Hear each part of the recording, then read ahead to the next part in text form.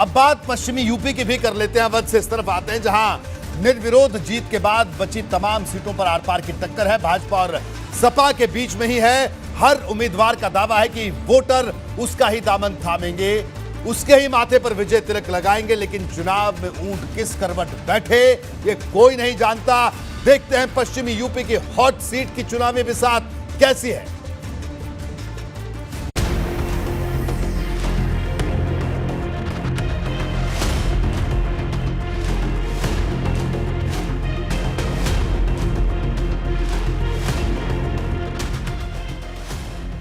पश्चिमी यूपी में विधानसभा चुनाव के महीने भर बाद भाजपा और सपा गठबंधन के बीच महामुकाबला होने जा रहा है। कई सीटों पर आमने सामने की टक्कर है।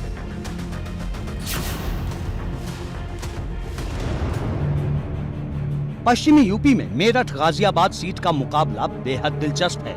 यहां भाजपा और सपा रालोद के गठबंधन के प्रत्याशियों के बीच सीधी टक्कर है।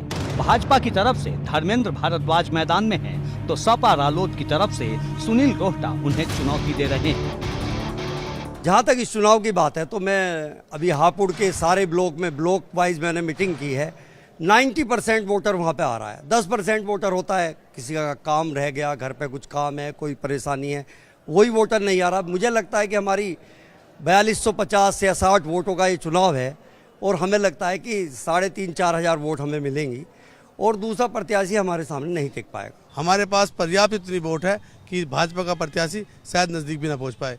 किसान और मजदूर पहले से ही इनसे तरसते कि इन्होंने कैसे सरकार बनाई, क्या बनाई, वो इस समय इस बारे में कहने का कोई उचित नहीं है। लेकिन इस समय जो है वोटर जो है गठबंधन को वोट देगा। इस एमएलसी चुनाव में सपा ने रालोद को 2 सीटें दी थीं। इनमें एक सीट मेरठ गाजियाबाद की है, जबकि दूसरी बुलंदशहर की। बुलंदशहर में भाजपा प्रत्याशी निर्विरोध जीत चुका है और अब मेरठ गाजियाबाद सीट की हर तरफ चर्चा है, जहां मेरठ के भाजपा सांसद राजेंद्र अग्रवाल की प्रतिष्ठा भी दांव पर लगी है। पर दावा है कि अखिलेश यादव की अगुवाई वाली सपा इस चुनाव में भी मुंह की खाएगी। अखिलेश यादव जी बुरी तरीके से हारने वाले हैं। हो सकता है उनको ऐसा लग रहा हो कि एक भी सीट वो उत्तर प्रदेश में एमएलसी के नहीं जीतने वाले हों, इसलिए ऐसा कह रहे हैं। मैं फिर कह रहा हूं, देश का जो चुनाव आयोग है वो दुनिया भर के अंदर निष्पक्ष चुनाव कराने के लिए प्रसिद्ध है, उसकी प्रतिष्ठा है। इस प्रकार की बातें करना देखा जाए तो लोकतांत्रिक व्यवस्था में उनका जो कम विश्वास है उसको प्रदर्शित करती है। आगरा फिरोजाबाद सीट विधानसभा परिषद चुनाव की हॉट सीट में शामिल है। यहाँ भाजपा और सपा रालोद गठबंधन के तेवर आक्रामक हैं। यहाँ भाजपा की तरफ से विजय शिवहरे मैदान में है, तो सपा ने मौजूदा एमएलसी दिलीप यादव पर दोबारा भरोसा जताया है। अब चुनावी मुकाबले का मौका एक दूसरे को नसीहत देने तक पहुंच गया है। इससे पहले जो एमएलसी रहे वो 6 वर्ष में कभी भी किसी व्यक्ति के पास नहीं गए जो उनके मतदाता थे। तो मुझे जो लग रहा है, माहौल जो दिख रहा है, वो मुझे लगता है कि भारतीय जनता पार्टी के पक्ष में हमारे मतदाता हमको वोट डालेंगे।